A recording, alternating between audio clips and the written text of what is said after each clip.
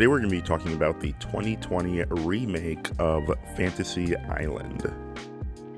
The concept of Fantasy Island seems nearly impossible to fuck up as a movie. I mean, it is pretty exciting and cool, but somehow Jeff Wadlow surprised us all and really made it quite boring. I ironically really love Jeff's really cheesy movies from the mid-2000s.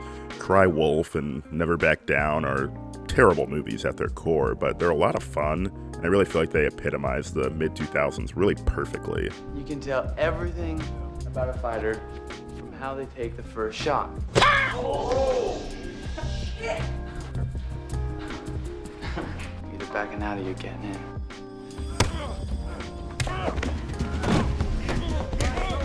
Stop! Stop!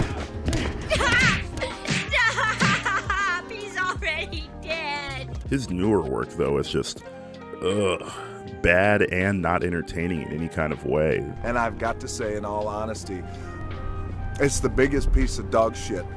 The PG-13 rating definitely brings it down. He always makes these horror movies that are PG-13 for no reason. Like, why is he so obsessed with making horror for 13-year-olds?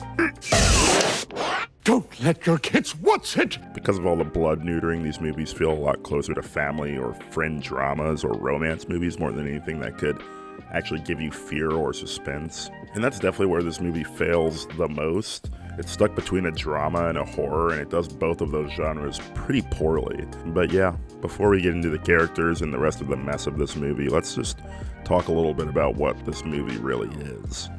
The general premise for all of the media within the Fantasy Island franchise is that there's a magical island where all your wildest fantasies come true. But unfortunately, it's in a shitty, malicious genie kind of way where you get tricked into bad fantasies by not being perfectly clear in your wishes. Like, you really have to say every little part of your wish if you want it to work successfully. How'd you say your acronym again? It's H. Bloody hell! It's pronounced H. It's a lot like that Brendan Fraser and Amanda Peet Elizabeth Hurley movie Bedazzled. Fantastic movie, super stupid, but really perfect for the times, but really goes deeper into the whole, if you make a wish, you need to be perfectly clear about the wording of that wish. I wish I could play professional basketball. Then I'll just say the magic words, Dennis Rodman.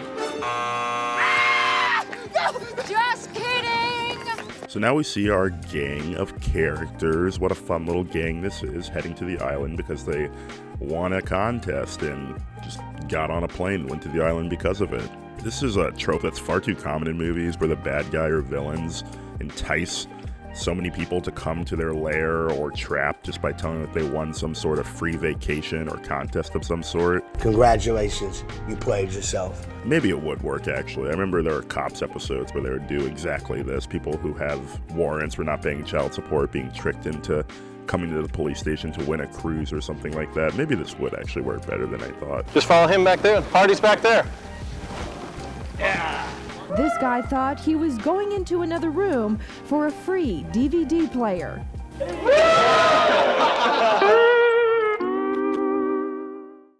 But oh no, watch out. You got a creepy Michael Rooker in the woods. That's the last place where you want to see that guy. What are you doing? What are you doing? Nothing. Me? Just hanging around.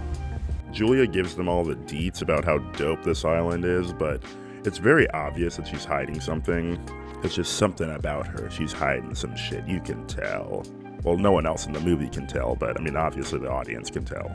I cannot see, I'm legally blind. So as they go to their rooms, they immediately start getting spooked by some guy who's super burned up, and although they're not going to talk about it now, they will talk about it later, but in the meantime, for most of the movie, this burn guy is just confusing. Who the fuck is this asshole? They don't explain it enough to even be like, ooh, maybe that's that guy or something. It's just a very random burned man attacking them, and without any of the details, it just makes no sense and is very confusing. This scene's really funny because there's just so much bad writing in this movie, but these two just work together so well. But there's the obvious question of, how are they brothers, but one is Asian and one is white? They explain that very quickly. Don't even worry about it. You guys are actually brothers? Oh, you think because we're different colors that means we can't be brothers? Wow. Dude, racist much? Come on. You don't like Asian people? Huh? Why do you hate Asian people? That's not what I said. You got a racist haircut. Look at his face. I'm just joking, man. No. My dad married his mom with this little dude who's still in Pampers. Finally, Michael Peña shows up, or Mr. Rourke, if you want to call him that, but I feel like whenever I see Michael Peña and stuff, he's just Michael Peña. Funny, Scientologist, that's him. That's really all you need to know about him. You need to leave! So now he gives the rundown of kind of how everyone gets one fantasy, and you have to go through the whole fantasy all the way to the end. And everyone is kind of listening to this being like, oh, hells yeah, this sounds like it'll be fun. And they're questioning whether it's going to be a VR thing, whether they're just going to give them a piece of paper that has their fantasy on it. They really have no clue what direction this is going to be going. The Brothers McMuffins are the first ones to get introduced to their fantasy, so to speak. And of course, it is just a dope-ass party mansion. I mean, what else would it be for these two characters? Woohoo, this is awesome. What a wicked party. Also, like, how the fuck did no one hear this massive party or even see the party? I mean, there's massive lights, there's fire, insane amount of music. I mean, there's no way that people wouldn't hear this throughout the entire island. And also, where did all these people come from? They don't really explain this very much. I mean, it is a magical island with magic going on in it, so maybe that's just the answer. But, I mean, there's hundreds of people here, and all of the fantasies kind of have a lot of people who are just playing along with whatever it is. But I guess maybe they're just kind of ethereal beings of some sort. I don't fucking know. Doesn't make any sense. Too bad. Melanie's fantasy is up next, and she doesn't really get to have much fun with hers. I mean, hers is immediately pretty dark and very dreary. Can you imagine the smell? It's a lot like Lord of the Flies, where they're doing the torture scenes on people, but they're being anonymous, so they're able to torture a lot easier without the side of human empathy being involved. And it's pretty interesting, and she definitely gets into it pretty hard, but pretty quickly she realizes that, oh, this is not a hologram, and I'm actually fucking with someone in real life. And I guess I just picked a whole bouquet of oopsie daisies. Patrick's fantasy is up next, and of course, just by looking at him, you can tell there's gonna be an army thing. He's gotta do some army stuff. He wants to, like, stop his dad from dying in this mission. He even has his dog tags and stuff. But, I mean, come on. Do you really think that this would work just to be like, hey, I'm your son from the future. Maybe don't do that because you're gonna die. It might not work that well. Boring. Gwen's fantasy is up next, and hers is honestly pretty boring. She said no to a marriage proposal a long time ago and just regrets it and wishes that she would have said yes to it. That's really it. It's pretty simple. And when you look at all of these fantasies, the four of them, I mean, it's pretty obvious who did the best job with choosing it, at least at this point. Brax and JD are having a fucking blast. But then all of a sudden, of course, they stop having a blast. Hey, laser pointer.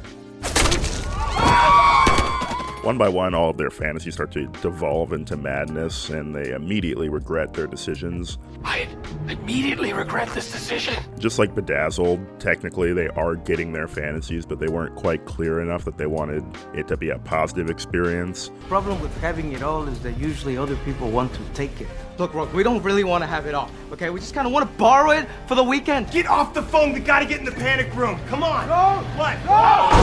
Let me in. Let me in.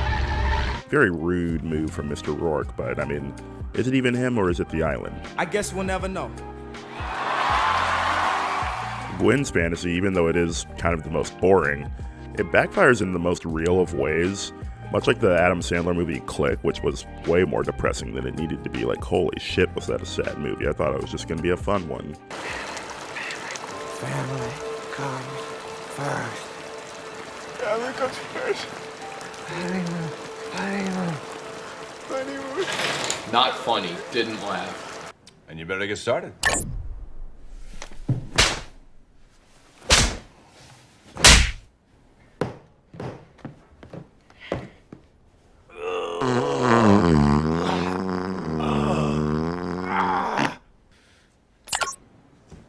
Wow, I just got a big headache.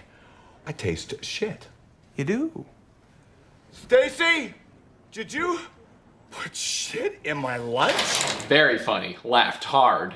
Gwen starts to realize that having the perfect family life really isn't that great if you don't have the journey to get there. She almost feels like imposter syndrome for just having this great family, but doesn't really remember anything that led to having that great family. I've made a severe and continuous lapse in my judgment. Gwen tries to talk to Mr. Rourke to be like, hey, like, let's not do this. This isn't really what I wanted. And of course she's denied, but then we actually get a little bit of backstory on Mr. Rourke, and it's just a terrible conversation. And not because it's poorly acted, but, I mean, it is poorly acted. It definitely is. I am a surgeon! I am a surgeon! I am a surgeon! I am a surgeon! Dr. Hahn, I am a surgeon! But the main problem with it is just that it puts a lot of holes into the plot, or even tries to fill holes that just aren't really there or need to be there. The island has great powers. I first heard of his legend many, many years ago. I convinced my wife to help me find it. Our journey was long and hard. And That's what she said! she died before we arrived. When I finally discovered this place, I wished for her to live again. It brought her back to life. Yes. As long as I stay here and I orchestrate all the fantasies, she leaves. Okay. It's a magical island. I mean, we really don't need you to give us logic on why it's magic, because you're not able to. And if you try, it's just going to make it very goofy and bad. They definitely should have kept this guy more mysterious. There's just no reason to really flush out his backstory. It's bad. But even though this conversation is super stupid, we actually finally get into some good plot points. They're not perfect, but they are actually pretty solid. Gwen talks about how she killed someone in a fire, and immediately the dumb puzzle pieces start to fall together. Maybe that's why there's a stupid burned man who's spooking everyone in the corners. This twist is actually pretty good. Yes! Yes! Yes! Yes! Yes! Yes! Yes! It definitely is good. It's executed very poorly. No! No! No! Fuck! Shit! But it's a great idea to have all of these characters kind of intertwine in some sort of way. I mean, it doesn't really make sense that they wouldn't have talked about this in any kind of way. I mean, they're all from the same exact area, but whatever. I like the twist, I just don't like the execution. Bruh. Damon, or Merle Dixon, as I like to call him, Hey, kick off them damn high heels and climb, son. takes the ladies to dump some exposition on them too, and it's just also super sloppy, just like the Mr. Rourke conversation. What am I looking at? Your deepest desire. This is why I brought you here, so you can see for yourself. There's just no reason to try to explain this magical island realistically. Like, just let it be magic. Island's power comes from this here rock thing. It can do impossible things. Bring a loved one back to life. Turn him into a black-eyed zombie like it did my daughter. I'm gonna use it to expose him as a monster, which is why I need you to smuggle this off the island. I know a private pilot. Find a phone in the hotel, call him at this number. Get off this island with the canteen and tell the world about this place. I really hate the way that they kill Merle Dixon in this too. Like, he seems like such an important character who actually knows a little bit about the island, and they just really throw him aside off the cliff, I guess, literally, from this zombie doctor that is just like, why is this zombie doctor even here still? I thought he was only going to be in the basement. My disappointment is immeasurable, and my day is ruined. JD and Brax's fantasy really devolves in a very strange way. They somehow just find themselves in a firefight between drug dealers and people who are just looking for money. I mean, it's a little strange, but it makes sense, I guess, with what their fantasy was. Patrick also joins in on this fantasy because, of course, Patrick's dad was here to save JD and Brax. It's all a little confusing and convoluted. The overlapping within the fantasies is a lot worse than the overlapping in the real world that they actually add in. And of course, you gotta add zombies to this movie somehow, so whenever any of these people die, they become these zombies of some sort. I guess not really zombies, but they seem to be possessed by something. It's a very strange decision. Oh yeah, also Patrick's dad dies, and also JD dies too. JD? JD?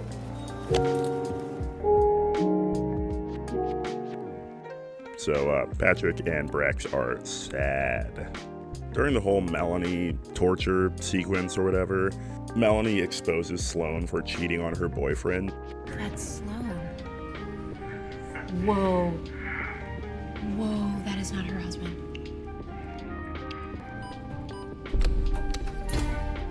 You really think someone would do that? Just go on the internet and tell lies? Yeah, boy.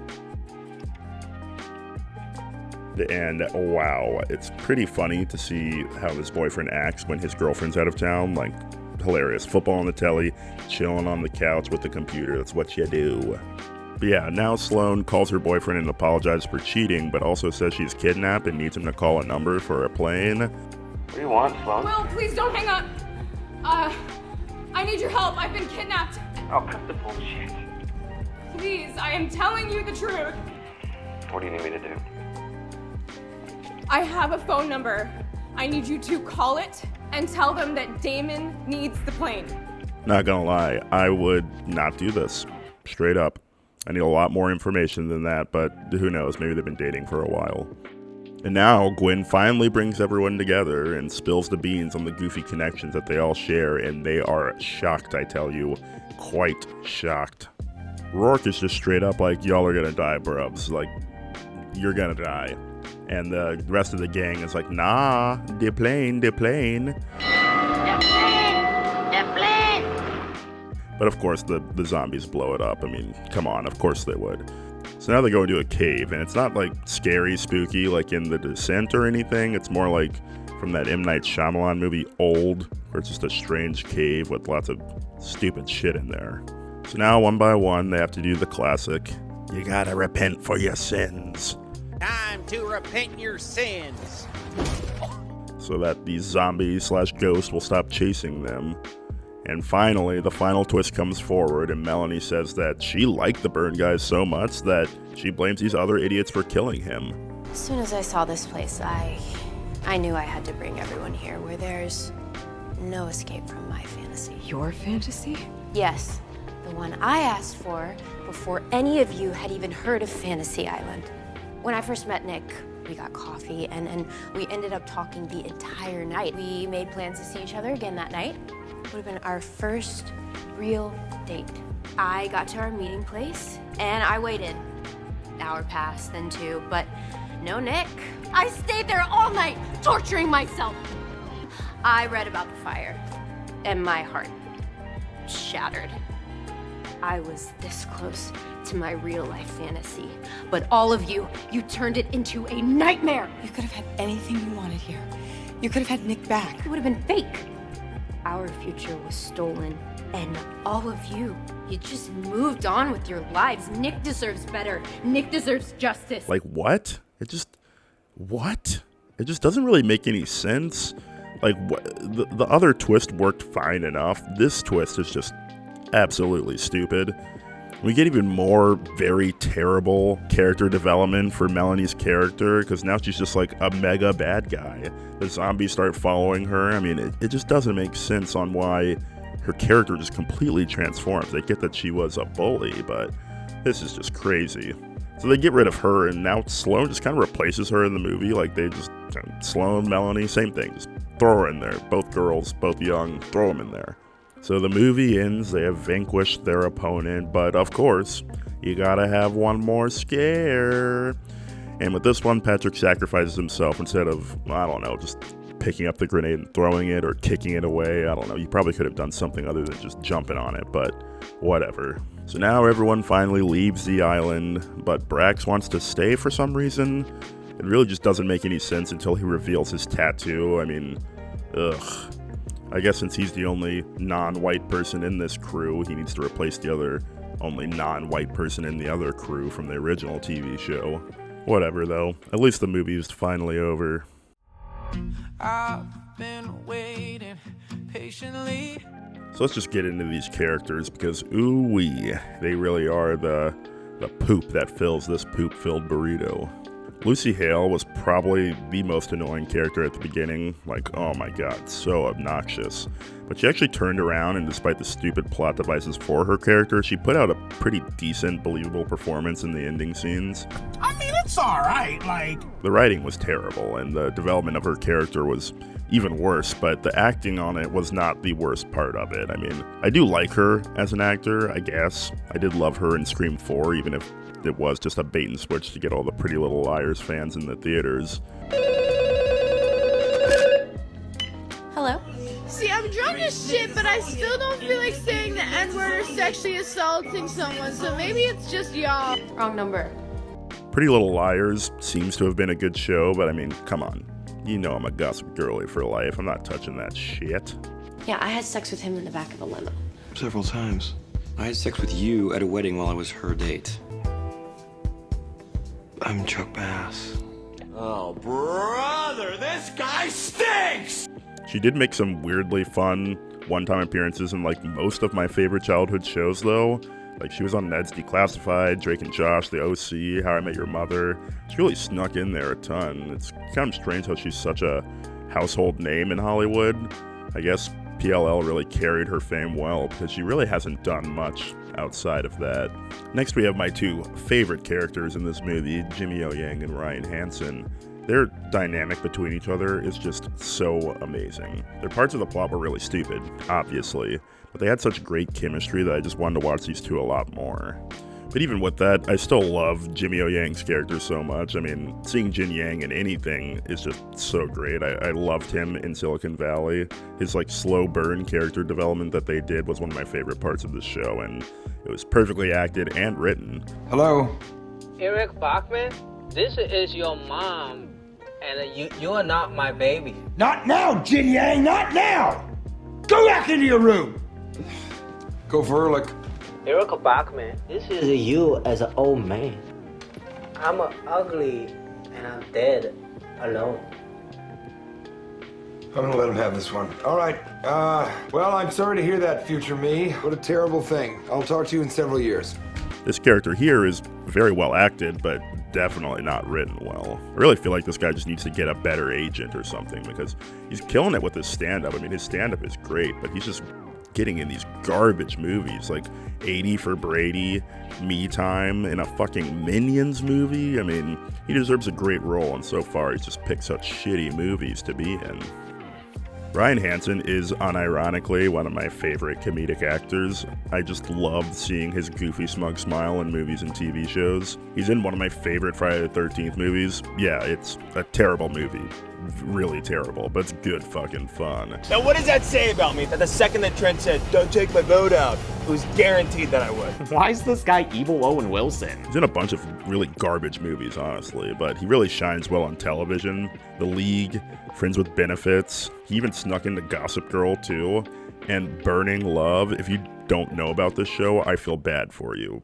This season on Burning Love. Julie, the last time you were here, you were competing for the guy. This time, the guys are competing for you. My plan for tonight is just to hang out with as many guys as possible and to not go to any of my dark places. What about a bunch of adults making puppets is dumb? Party Down is definitely the peak of his career, to me, though, at least. I mean, he fucking kills the role, and the vibes that he has with the rest of the cast, especially Martin Starr, is just so perfect. Also, a really weird rabbit hole to go down, but remember that Coney 2012 guy, and South Park made fun of him for jerking off in San Diego? Ryan Hansen is married to his sister. Weird. Small world. I usually love Michael Peña in everything that he does, despite being a very unlikable weirdo in real life. His roles in Hollywood are very top-notch, but this movie just has him in such a dull character that is not very fun to watch at all. Michael Peña's best quality is his charisma, and they really dulled that down to a very shitty Blade in this one. I mean, he's just so boring and dull. And yeah, there were two other characters, main characters in this movie, Maggie Q and Austin Stowell, but they just really weren't that important. Their fantasies were dull, their backstories were even more dull, and they just really didn't carry much emotion like the other characters did. I was just so bored with their characters. I was just waiting for it to end. I did definitely want to see more Michael Rooker, though. It's a damn shame that we didn't see more Michael Rooker. So yeah, at the end of the day, these fantasies that were written were just kind of dull. None of them really had twists and turns that were good or exciting, and they really didn't match up to the twists and turns that were portrayed in the interweavings of the stories. They just kind of gave up on the actual fantasies. Very generic ways for them to devolve into madness, and it was just kind of boring. Most of this movie is just the individual parties going through the fantasies at too slow of a pace to be exciting and too fast of a pace to actually connect with the scenario. It just bounces from fantasy to fantasy without much holding them together until the twist actually does hold them together, but it's acted so poorly and overshadowed by the terrible, terrible Lucy Hale twist at the end that everything is just so damn muddy. So yeah, I mean, it's a below average movie with a really, really bad script adaptation. The disappointment of the script makes it even worse when there's so much source material. I mean, multiple seasons, so much to pull from, and they just chose the worst route. It wasn't too bad at the beginning, but after the first introductions, it just becomes a drag that you're just waiting to end.